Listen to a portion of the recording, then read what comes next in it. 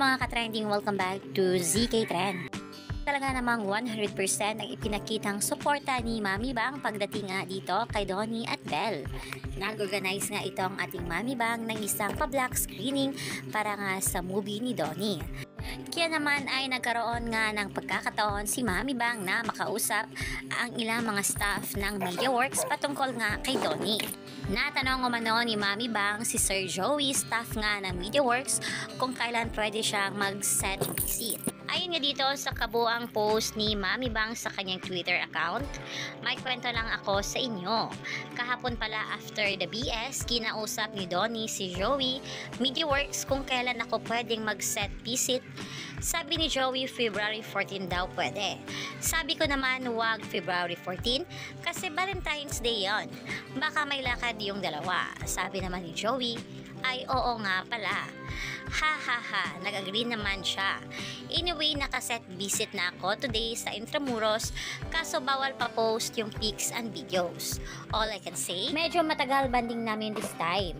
I told Ling na huwag silang maghihiwalay, naalagaan nila ang bawat isa, etc. etc. Sabi naman ng Ling, ako bahala mami, sasapakin ko po yan. Hahaha. Tumapang bigla si Ling. Anyway, share ko lang sa inyo, just that home. Hashtag Donbell sa totoo lang, hashtag of ka moments, hashtag super sweet sila, hashtag thank you Lord, hashtag Donbell solid, hashtag pinapagalitan ko sila.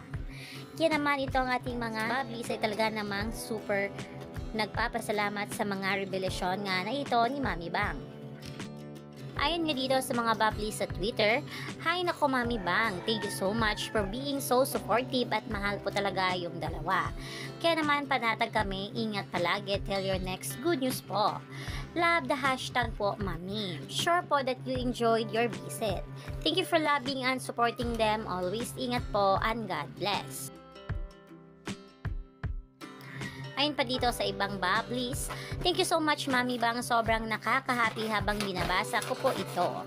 Ang cute ni Ling, ang cute ni Belle at Donnie, nakakakilig yung February 14 nila. Thank you so much po muli Mami Bang, and take care po always.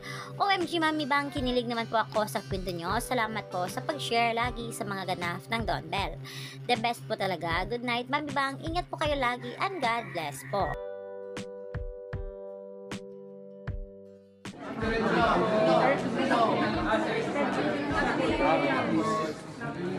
Please.